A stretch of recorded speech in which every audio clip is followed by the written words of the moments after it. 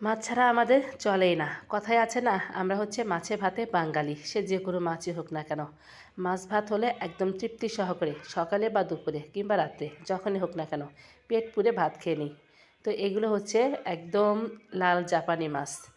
আমি তো লাল জাপানি বলি, কারণ পুরো মাছটাই লাল, বিশেষ করে মাথাটা। তো যাই হোক, মাছটা একদম ধুয়ে পরিষ্কার করে নিয়েছি দুপুরে রান্নাবান্নার জন্য। এখানে হচ্ছে ডাল বাটা নিয়ে এসেছি, পেঁয়াজু করব, দুটো ডিম নিয়েছি ভাজি করার জন্য। আর এখানে মাছ রান্না করব হচ্ছে আলু, শিম আর হচ্ছে ফুলকপি। কেমন জানি না, শিম দিয়ে তরকারি খেতে বেশ ভালোই লাগতেছে এই শীতে। এর আগেও কিন্তু শিম খেয়েছি, ওই বেশিরভাগ দেখা যায় ভর্তা আর হচ্ছে ভাজি, কিন্তু এবার ঝোলটা খেতে এত ভালো লাগছে, তো ওই জন্য প্রত্যেকটা তরকারির মধ্যেই সিম ব্যবহার করছি। আর সিমগুলো খুবই তরতাজা। তো যাই হোক, সব কিছু গুছিয়ে নিয়ে জালটা ধরে দিলাম। তো প্রথমে কয়েকটা গোলারুটি করে নিচ্ছি, ওই ঝাল ঝাল মিষ্টি মিষ্টি, কারণ শাশুড়ি মা তো এরকমই পছন্দ করে আর সে খাবে তাই বলেছে, সেই জন্যে ভাজি করে নিলাম। ওই 3-4টা মতো ভাজি করে নেব। তো যাই হোক, দুই পিঠেই ভাজি করে নিচ্ছি একটু তেল দিয়ে, কারণ দুই পিঠে ভাজি না করলে আমার কাছে মোটেই ভালো লাগে না। অনেক আপুকেই দেখি শুধু এক পিঠেই ভাজি করে নেয়, কিন্তু আমার কাছে সেটা মোটেই ভালো লাগে না। ওই জন্য আমি দুই পিঠে অনেক সুন্দর করে ভাজি করে নিই, খেতে অনেক ভালো লাগে। তো গোলা রুটি ভাজি করতে করতেই আবার হচ্ছে পেঁয়াজও বানাবো, তার জন্য সব মশলা দিয়ে ডাল বাটাটা গুছিয়ে নিচ্ছিলাম। ওই তো পেঁয়াজ কুচি দিয়ে দিয়েছি, ধনিয়া পাতা, মরিচের গুঁড়া, হলুদ, লবণ, কাঁচামরিচের কুচি, সব কিছু সুন্দর করে মিশিয়ে নিয়ে এই তো ভাজা শুরু করে দিলাম। তো ভাজতে ভাজতে ভাবলাম মাছগুলো একদম হলুদ লবণ দিয়ে মাখিয়ে নেই। এই মাছটা এত লাল, ওই জন্য আমি বলি লাল জাপানি। জানি না কে কী নামে চেনো আর কে কে এই মাছ খাও। আমি কিন্তু এই মাছটা বেশ পছন্দ করি। শুধু এই মাছ না, আমি আসলে মাছটা খুবই পছন্দ করি। মাছ ছাড়া আমার চলেই না। মাছে ভাতে আমার খুব ভালো লাগে, সে যখনই হোক না কেন। তো যাই হোক, মাছগুলো হলুদ লবণ দিয়ে মাখিয়ে নিতে নিতেই পেঁয়াজগুলো একদম ভাজি হয়ে গেছে। তো প্রচণ্ড ঠান্ডা লেগেছে, তোমরা কিন্তু কণ্ঠ মানে শুনে বুঝতে পারবে যে কতটা ঠান্ডা লেগেছে। ওই জন্যই পেঁয়াজটা ভাজি করলাম, কারণ ঠান্ডা লাগলে কিন্তু মুখে একদম রুচি থাকে না। তো যাই হোক, অনেক সুন্দর করে পেঁয়াজিটা ভাজি করে নিয়ে এখন হচ্ছে নামিয়ে নিচ্ছি। একদম লোভনীয় হয়েছিল পেঁয়াজি ভাজাটা, আর খেতেও বেশ ভালোই লেগেছে। একদম ঝাল ঝাল করে ভেজেছি, কারণ ঝাল খেতে বেশ পছন্দ করি।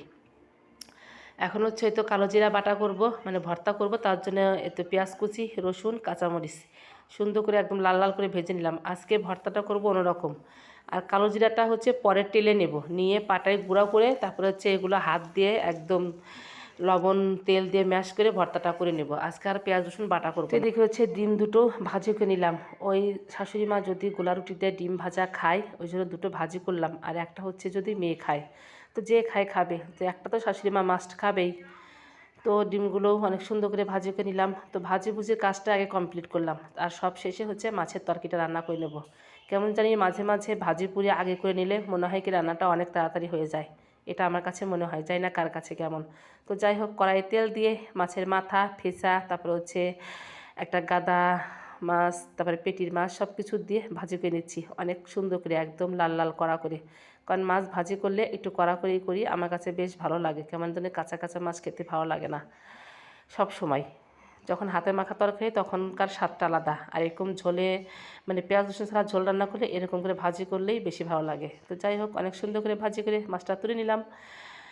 আর অনেক সুন্দর জাল ধরেছে, এত সুন্দর জাল জ্বলছে, মানে তেলিসমাতি একদম রান্নাটা হয়ে যাচ্ছে। আসলে খড়ির চুলোয় বা মাটির চুলোয় রান্না করতে বেশ ভালো লাগে। আর একটা হচ্ছে কাতল মাছের বড় সাইজের পিস দিয়েছি শাশুড়ি মার জন্য, কারণ শাশুড়ি মা যেহেতু এই মাছটা খায় না, কাতল মাছ খায়, ওই জন্য এক পিস দিলাম, দুপুরে খাবে।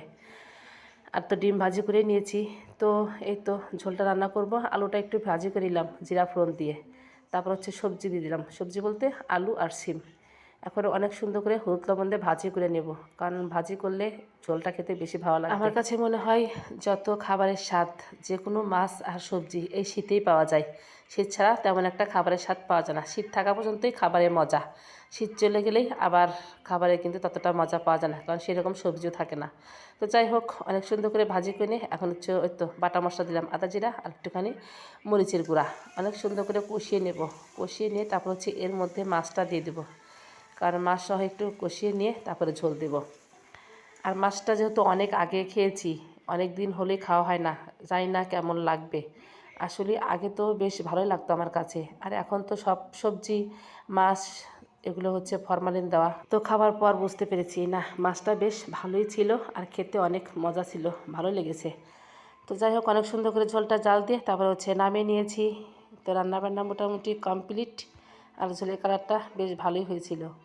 আজকে একটু হালকা পাতলা মশলা দিয়েছি, খুব একটা বেশি মশলা দিইনি, কারণ অনেক সময় হালকা পাতলা মশলা দিয়ে রান্না করলে বেশি ভালো লাগে। তো এই তো সব কিছু গুছিয়ে নিয়েছি। ডিম ভাজি, বড়া ভাজি, আর হচ্ছে এখানে গোলা রুটি ভাজি করে রেখেছি। আর এই সেই অসাধারণ ভর্তাটা, যা ঠান্ডার জন্য খুবই উপকারী। আজকে পেঁয়াজ রসুন কিন্তু মানে বেটে দেইনি, হাত দিয়ে একদম ডলে ম্যাশ করে দিয়েছি। শুকনো মরিচ কাঁচামরিচ দুটো দিয়েছি, একটু ঝাল করে বানিয়েছিলাম ভর্তাটা, এত ভালো লেগেছে কি বলবো। আর এই তো মাছের ঝোলটা, কালারটা অনেক সুন্দর হয়েছে। তো যাই হোক, দুপুরে খাবার দাবার কমপ্লিট। এখন হচ্ছে ওই সন্ধ্যার পর, যেহেতু সারাদিন আজকে চা খাইনি আর খাওয়ার সময়ও পাইনি। আসলে বৃহস্পতিবার আর রবিবার দুইটা দিন এত কাজে চাপ থাকে, খাওয়ার সময়ও ঠিকমতো পাই না। তো এই তো ঠান্ডার জন্য আদা থেতো করে দিয়েছি, তেজপাতা আর হচ্ছে চলা, সাদা এলাচ সব কিছু দিয়ে একদম জলটা অনেক সুন্দর অনেকক্ষণ ফুটে নিয়েছি ঢাকনা দিয়ে রেখে। অনেক সুন্দর কিন্তু কালার এসেছে। এই জলটা যদি এমনিও খাওয়া যায় ঠান্ডার পক্ষে অনেক উপকার। তো আমি একটু চা খাবো, যেহেতু চা খাইনি, তো এখন লিকারটা দিয়ে দিলাম। এখন চাটা একটু ভালো করে জাল দিয়ে নিয়ে তো খেয়ে নেব। তো যাই হোক, আজকের ভিডিওটা এ পর্যন্তই। ভিডিওটা ভালো লাগলে অবশ্যই লাইক করবেন, শেয়ার দিয়ে পাশে থেকে দেখা হবে নেক্সট ব্লগে। সবাই ভালো থেকো, সুস্থ থেকো, টাটা।